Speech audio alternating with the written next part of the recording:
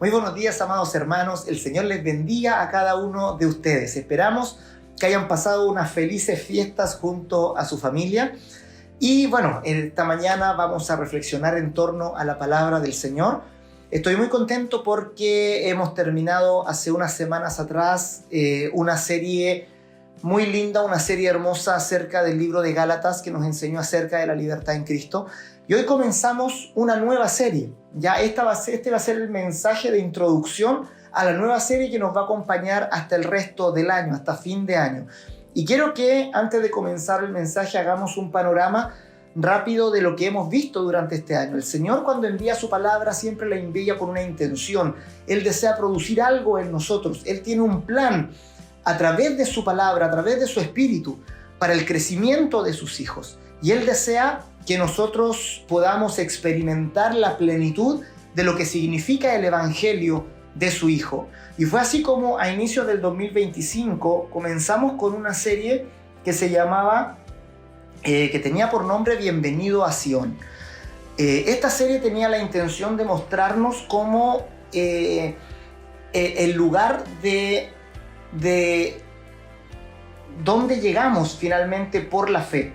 Bienvenido a Sion era como una bienvenida a este lugar, a este terreno de gracia que el Señor abre para con nosotros, ¿verdad? Vimos ahí que éramos piedras vivas, bienvenido a casa, bienvenido a la familia, bienvenido a la herencia, bienvenido al reposo, eran los mensajes donde nos establecíamos en el lugar donde Cristo nos dejó por la fe. Ya todo aquel que pone su fe en Cristo es instalado en un lugar. Y comenzamos ese año mirando ese lugar, observando ese lugar para desear esa posición que Cristo nos regaló, que Cristo nos heredó. La siguiente serie se llamó Una nube de testigos y vimos cómo muchos personajes del Antiguo Testamento transitaron hacia ese lugar. Pasaron de una relación legalista con Dios a una relación basada en la gracia y en la verdad. Y descubrimos muchos personajes del Antiguo Testamento, los vimos con nuevos ojos y vimos en ellos cómo Cristo se manifestaba y cómo ellos transitaban hacia este lugar glorioso y cómo ellos podían descubrir a través de sus experiencias el evangelio del Hijo de Dios. Luego hablamos sobre una serie que se llamó El llamado a la libertad, fue la serie que cerramos hace un par de semanas atrás, donde revisamos en el libro de Gálatas la libertad que tenemos en Cristo. Este lugar es el lugar de la verdadera libertad, es el lugar donde se experimenta una libertad que el ser humano no conoce. Y la carta a los Gálatas es una exhortación, un llamado del Espíritu Santo a nuestra libertad, a vivir la libertad, a experimentar la verdadera libertad de los hijos de Dios. Y hoy comenzamos una serie que yo creo que le va a poner broche de oro a todo este año, donde vamos a ver la verdad encarnada, la libertad encarnada. Vamos a ver cómo esta libertad de la que Pablo habla en el libro de Gálatas es encarnada por el propio Hijo de Dios. Vamos a remitirnos al cuarto evangelio, al evangelio de Juan, y vamos a mirar ahí a Cristo y vamos a mirar cómo Él encarna esta libertad, cómo Él vive en libertad. La libertad no es solo un concepto etéreo, no es solo algo conceptual, es algo que se vive, que se experimenta. Y el único que verdaderamente puede enseñarnos a vivir esa libertad es la persona de Cristo, la vida de Cristo. Esos 3 años que están registrados de ministerio del Señor Jesús son para enseñarnos cómo vive un hijo de Dios, cómo experimenta y cómo vive esa libertad y cómo se encarna. Y el Señor quiere que nosotros sigamos sus pasos, ¿verdad? La Escritura dice: aquel que sigue a Cristo debe andar como Él anduvo. Es decir, si Cristo anduvo en libertad, nosotros hemos de andar en la misma libertad. Él nos regala, nos otorga su propia vida, esa vida abundante, para que nosotros también la experimentemos en este mundo. Él dijo: el ladrón viene para hurtar, matar y destruir, pero yo he venido para que tengan vida y para que la tengan en abundancia. Esa vida abundante es la que Cristo vivió, la que Cristo encarnó, y la podemos ver en el Evangelio, ¿verdad? Reflejada ahí en los evangelios. Y particularmente el Evangelio de Juan creo que nos da una mirada muy profunda, muy, digamos, espiritual de las raíces que sostienen esta libertad que experimentó el Señor Jesús mientras estuvo en la tierra. Así que como introducción vamos a ir a Juan capítulo 6 y vamos a revisar 3 versículos del capítulo 6 de Juan para poner las bases ya de lo que significa vivir en libertad según Jesús, según la Biblia. Y vamos a ir a Juan 6, 38, 39 y 40. Vamos a leer en primer lugar el verso 38 y de ahí vamos a sacar la primera enseñanza. Leamos todos juntos ya este pasaje. Juan 6, 38 dice así: He descendido del cielo, no para hacer mi voluntad, sino la voluntad del que me envió. Esta declaración es muy potente del Señor Jesús, ¿verdad? Porque es la declaración de propósito. ¿Para qué ha venido? Y Jesús dice resueltamente: yo he venido no para hacer mi voluntad. Jesús está negando su yo, está negando su propia esencia como ser humano para tomarse de la voluntad del Padre. Esto es, ¿verdad? Es entregarse completamente a una voluntad que Él sabe que es mayor y que sabe que es la fuente de la verdadera libertad. Cuando Jesús dice yo he venido no para hacer mi voluntad, parece incluso que se estuviera restringiendo a sí mismo, y esa es quizá la mirada mundana de aquellos que ven a los hijos de Dios. Parece que fuera una vida más restrictiva, parece que estuvieran más restringidos, con menos libertad que una persona que hace lo que quiere. Y esa es la gran paradoja de lo que significa realmente la libertad, que lo que el mundo llama libertad, en realidad es la esclavitud de los deseos, es la esclavitud del yo, es la esclavitud del ego. Cuando el diablo tentó a Adán y Eva en Edén, él jugó con esta paradoja. Les hizo creer a estos primeros padres, les hizo creer a Adán y Eva de que realmente Dios les estaba restringiendo su propia libertad, que no les estaba dejando hacer lo que ellos querían realmente hacer. Él puso un deseo en sus corazones y puso un deseo en el corazón de Eva y dijo: si ustedes comen serán como Dios, y Dios no quiere que sean como Él, ¿verdad? Les mintió haciéndoles creer que Dios les restringía la libertad solo por un egoísmo, ¿verdad? Era un Dios egoísta que no los dejaba extenderse en la plenitud de lo que ellos realmente eran. Cuando el ser humano cree esa verdad, se rebela contra Dios y experimenta la esclavitud más profunda que alguien puede experimentar, que es la esclavitud a los propios deseos, es la esclavitud al yo, la esclavitud del ego. En este mundo sin Dios, solo tenemos la opción de la esclavitud. Hay algunos que están esclavizados a los deseos de otras personas, a tiranos que manejan su voluntad, y hay personas que creen hacer lo que ellas quieren, pero están esclavizados a su ego, están esclavizados a su yo, a los deseos engañosos de la carne.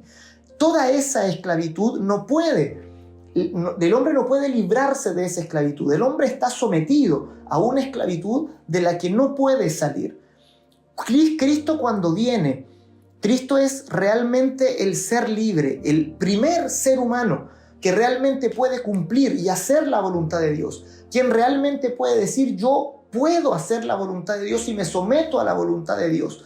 La ley vino antes que el Evangelio para mostrarnos que ningún ser humano podía someterse a la voluntad de Dios. Y el apóstol Pablo dice que ninguno pudo ser justificado por la ley, porque ninguno pudo someterse a la ley, porque la carne no puede, ¿verdad? Dice que incluso queriendo, la carne no puede someterse a los deseos de Dios.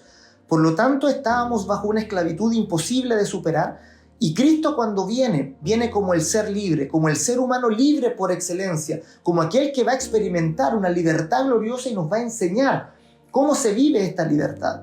Y paradójicamente nos expresa esta libertad diciéndonos que Él no hace lo que quiere, que Él no ha venido para hacer su propia voluntad, sino la voluntad del que me envió. Y nos está marcando un camino nuevo, un nuevo camino para experimentar nuestra propia vida. Nos está diciendo: la verdad se halla precisamente en no hacer el propio deseo, en no ejecutar el deseo de nuestra carne, en no someternos a la tiranía del yo, a la tiranía del ego.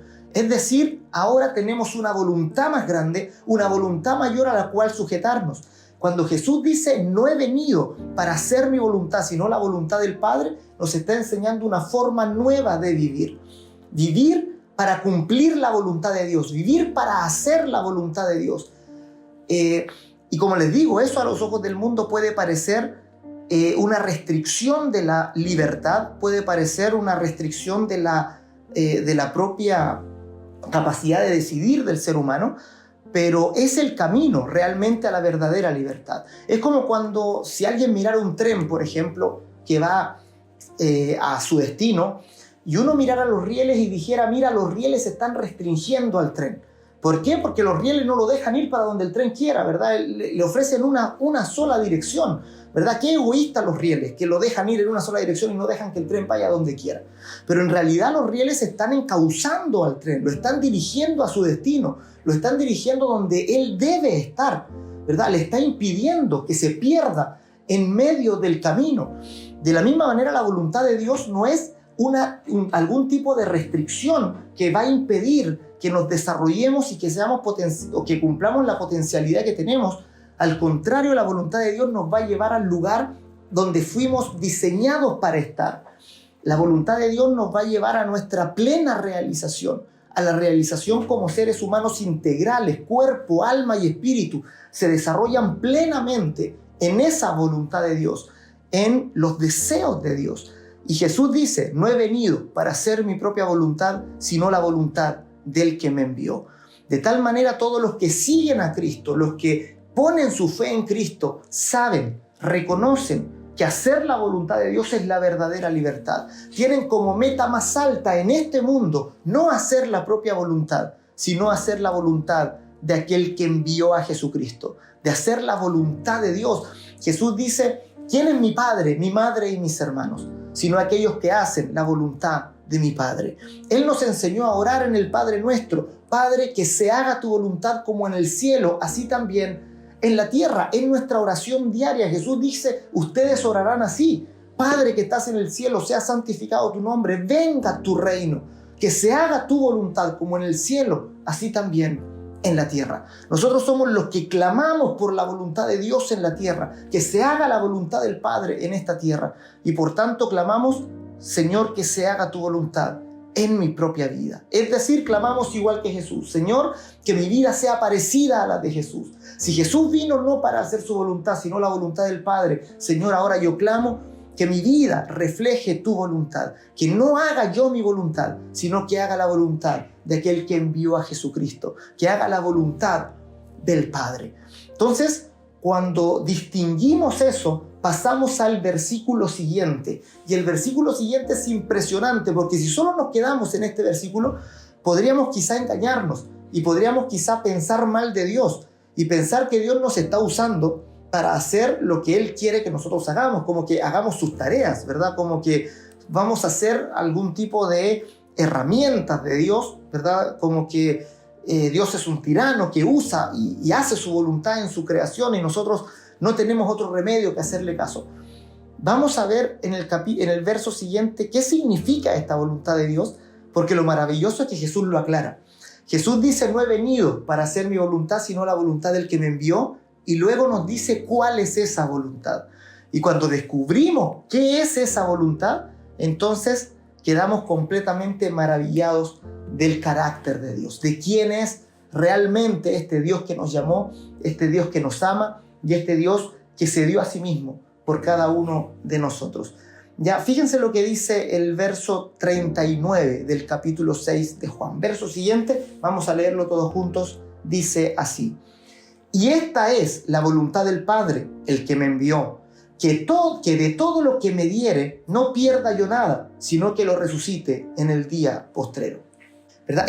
Esto es maravilloso. Jesús está diciendo, yo vine no para hacer mi propia voluntad, sino la voluntad del que me envió. Y esta es la voluntad del que me envió, que de todo lo que Él me diere no pierda yo nada, sino que lo resucite en el día postrero. La voluntad de Dios en nuestra resurrección, la voluntad de Dios en nuestra vida. Él lo único que desea es que tú vivas, es que no mueras, ¿verdad? Esta es una verdad que se representa desde el primer verso de la Escritura. Cuando Dios pone a Adán y Eva en el jardín, el mandamiento que le da a Adán es precisamente no mueras. Él le está diciendo a Adán, no mueras, no tomes del árbol del conocimiento del bien y del mal, porque si lo tomas ciertamente morirás. Les está diciendo, no vayas a morir.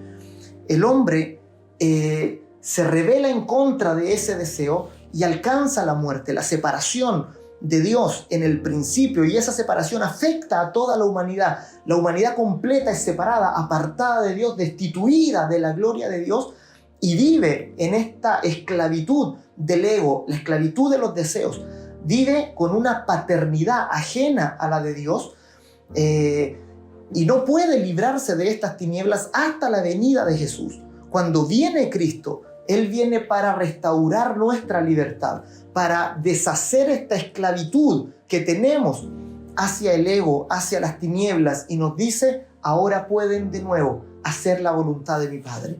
Ahora, a través de la resurrección, podrán nuevamente conectarse con Dios. La resurrección es el medio por el cual nos conectamos con Dios nuevamente. El ser humano, en su condición natural, no puede acceder a Dios, no puede alcanzar a Dios si no es mediante la resurrección. La muerte y la vida, el morir y el volver a vivir, es el camino para alcanzar y conectarnos con Dios. Y una vez que nos conectamos con Dios, podemos hacer la voluntad de Dios y vivir en una libertad que antes no conocíamos. La resurrección es el único camino, el único medio para poder alcanzar realmente a Dios. Y cuando Cristo muere y resucita, ¿verdad? Eso fue un hecho histórico, sucedió hace 2000 años. Cristo se entregó en la cruz del Calvario, resucitó al tercer día. Cuando Cristo resucita, Pablo nos dice, ustedes al poner la fe en Cristo, resucitaron juntamente con Cristo. Es decir, la resurrección de Cristo es también nuestra resurrección. Él resucita no solo para Él, sino para que todos aquellos que creyeran en Él resucitaran también junto con Él. Así, cuando nosotros creemos en Jesús, nuestro espíritu resucita, nuestro espíritu vuelve a tomar vigor, vuelve a tomar esa vida, ese soplo de Dios del principio, ¿verdad? La condenación se va y hemos vuelto a la vida. Nuestro espíritu que estaba muerto vuelve a vivir. Somos seres que ya han resucitado juntamente con Cristo. Somos espíritus resucitados, aún viviendo en cuerpos no resucitados. Y la consumación de la voluntad de Dios será cuando nuestros cuerpos también experimenten la resurrección en el día postrero y estemos con Cristo por toda la eternidad, con un cuerpo y un espíritu en plenitud, con el poder de la resurrección, viviendo en la plenitud juntamente con Dios. Pero ahora experimentamos la vida eterna. Nuestros espíritus han resucitado. Pablo dice, mi hombre exterior se va desgastando, pero mi hombre interior va renovándose día a día, es decir, va tomando fuerza, va completándose en Cristo, va adquiriendo cada vez mayor plenitud de esa vida que le fue otorgada. Mis amados, nosotros hemos resucitado juntamente con Cristo, y al haber resucitado con Cristo estamos unidos a Dios. Dios mora en nosotros, nosotros habitamos en Él. Por lo tanto, esa es la voluntad del Padre. Muchos piensan que la voluntad del Padre es algo difícil para nosotros. Y algunos dicen, qué terrible tener que vivir para hacer la voluntad de Dios. Me gustaría vivir haciendo lo que yo quisiera, ¿verdad? Hacer lo que uno quiere es estar esclavo del ego. Es una esclavitud terrible y sin sentido. Sin embargo, hacer la voluntad del Padre significa ser realmente libre, ser encauzado por estos rieles a nuestro verdadero destino, al lugar donde realmente debemos estar, al lugar para el cual fuimos diseñados para estar. Entonces, la voluntad de Dios, la Escritura dice, no es algo como pesado para vivir, sino que la voluntad de Dios, dice la Escritura, es buena, agradable y perfecta. ¿Por qué? Porque la voluntad de Dios es nuestro bien. La voluntad de Dios es nuestro bienestar. Él nos ama y desea nuestro bienestar. De hecho, el amor se puede definir de esta manera. Ya, aquel que ama es aquel que desea el bienestar máximo de la persona amada. Y Dios nos ama, mis amados. La buena noticia, la revelación más grande del Nuevo Testamento es que Dios nos ama. Y como Dios nos ama, desea nuestro bienestar, su voluntad en nuestro máximo bienestar. Y hacer la voluntad de Dios significa posicionarnos en ese estado de máximo bienestar, en ese estado de máxima plenitud.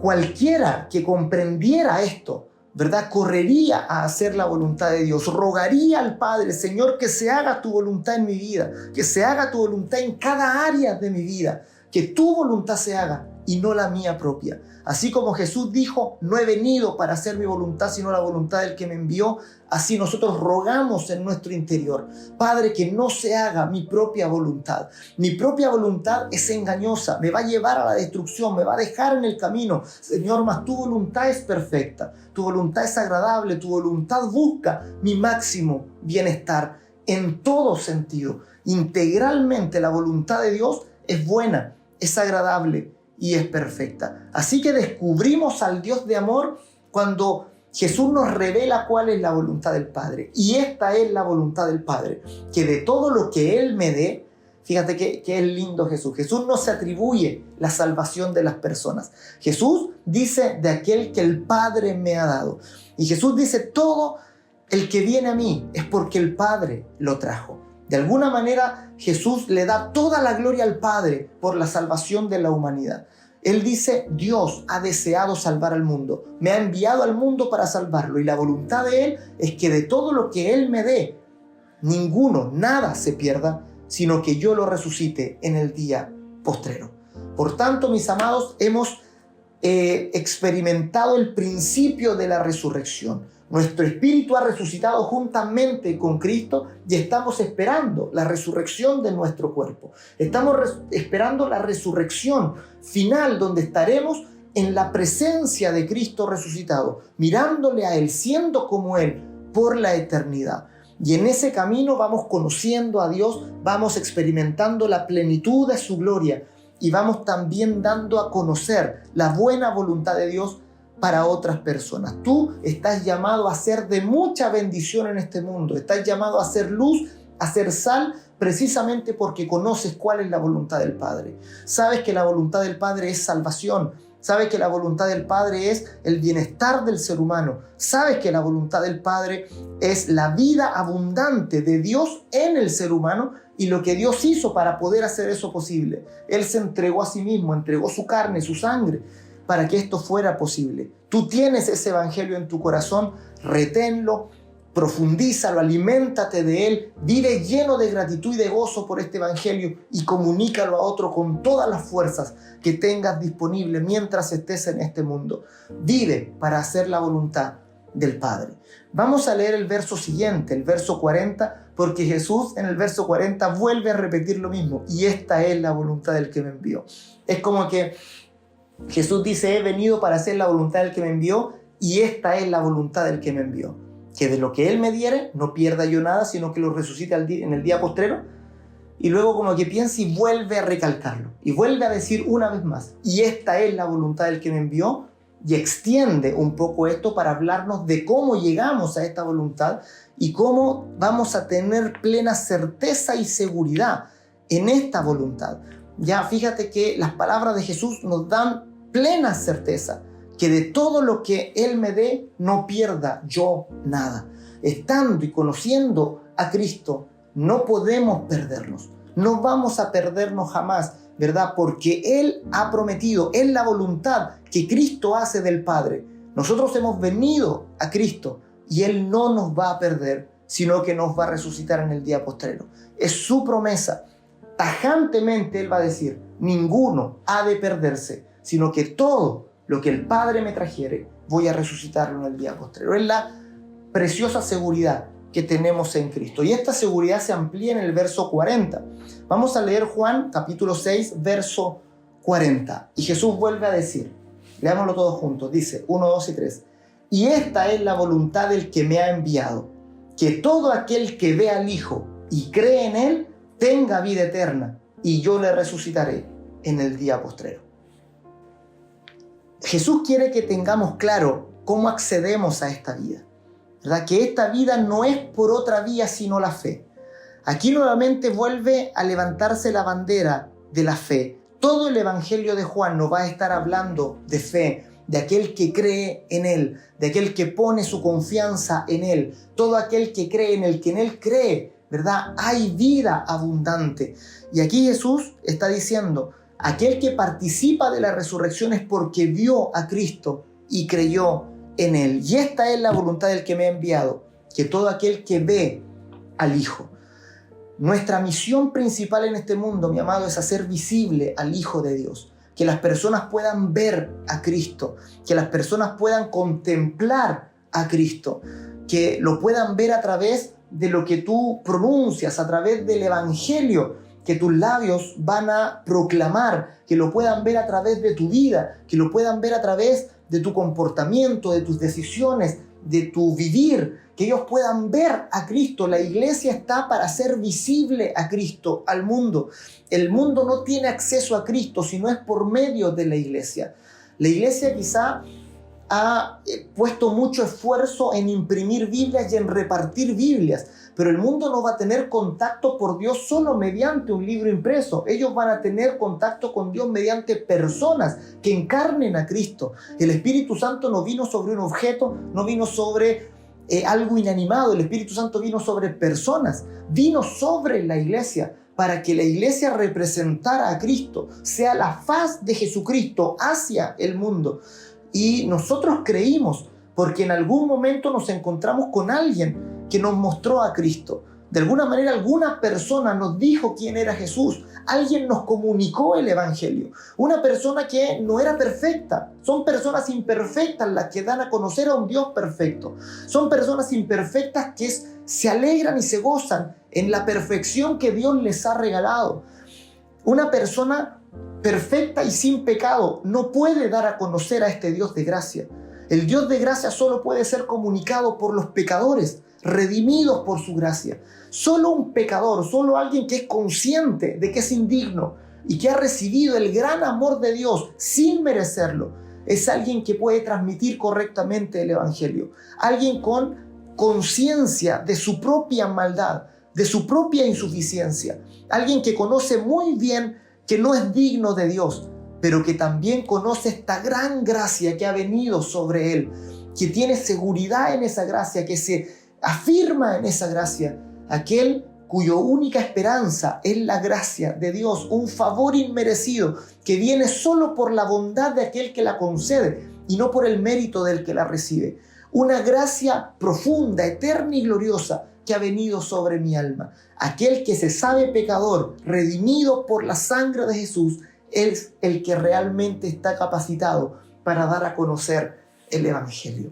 Ya, esto es maravilloso, es tremendo, ¿verdad? Quiero que veamos el apóstol Pedro, por ejemplo. Ya, el apóstol Pedro, antes de negar a Jesús, ya veamos al apóstol Pedro en el aposento alto, cuando estaban en la cena, en la última cena.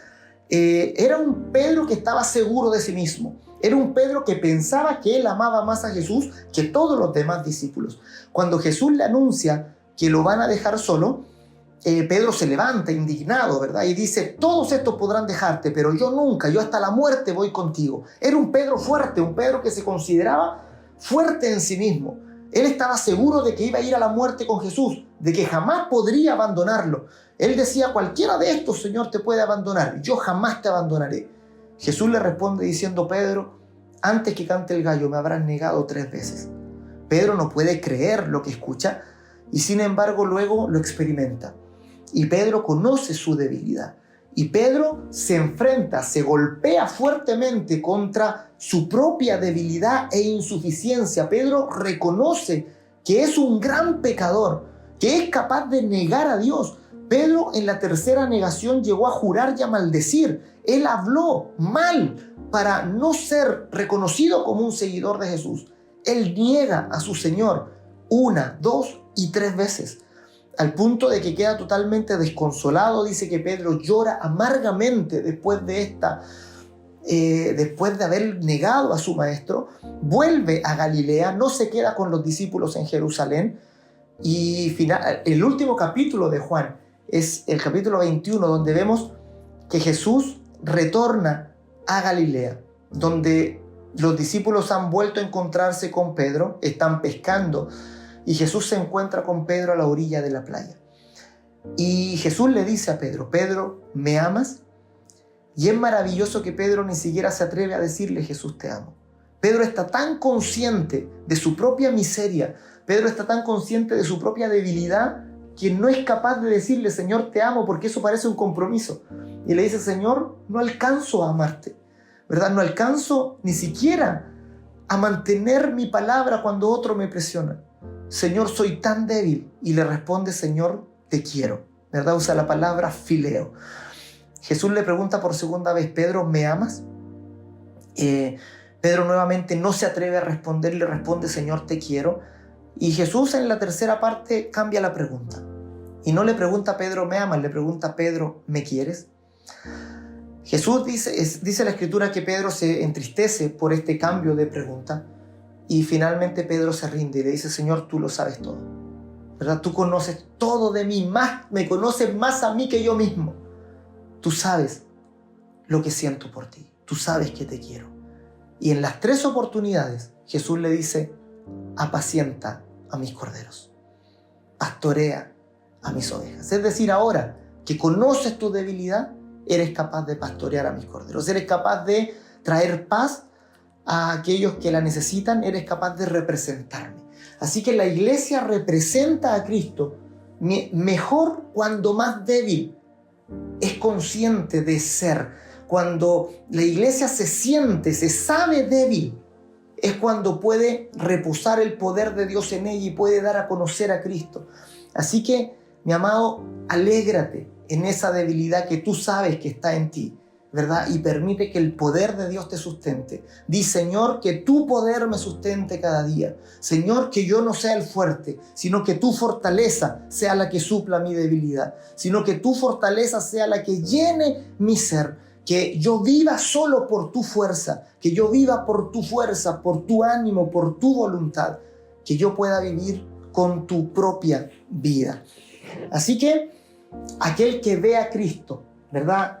Aquel que ve al Hijo y cree en Él es aquel que tiene vida eterna. La libertad es entonces, mis amados, ¿qué es la verdadera libertad según estos 3 pasajes? La verdadera libertad es la obediencia al Padre, es someternos a la voluntad del Padre.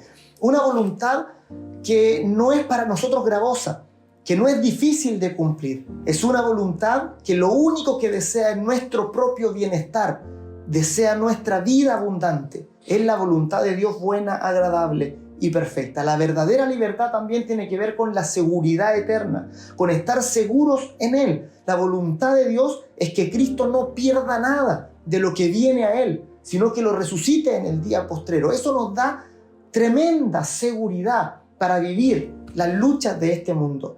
Y en tercer lugar, la libertad es una esperanza sublime y diáfana de la vida eterna. Es una esperanza que podemos ver, ¿verdad? Está la vida eterna ahí al frente, ¿verdad? Jesús dice, la voluntad de Dios es aquel que quien ve al Hijo y crea en Él, tenga vida eterna. Y al final del tiempo sea resucitado en plenitud a la semejanza de Cristo. Así que la obediencia a la voluntad del Padre, la seguridad eterna que tenemos en Él y la esperanza de la vida eterna y abundante con Cristo son 3 aspectos que son la base de nuestra libertad. Mis amados, experimentemos esta libertad. Hemos de comenzar una serie, vamos a comenzar una serie que va a finalizar a fin de año. Y mi oración y el deseo del Espíritu Santo es que podamos crecer en esta libertad, que vayamos descubriendo en cada uno de los mensajes de aquí a fin de año. Miremos a Cristo y si veamos a Cristo cómo es libre de muchas situaciones, ¿verdad? Los mensajes van a llevar estos títulos.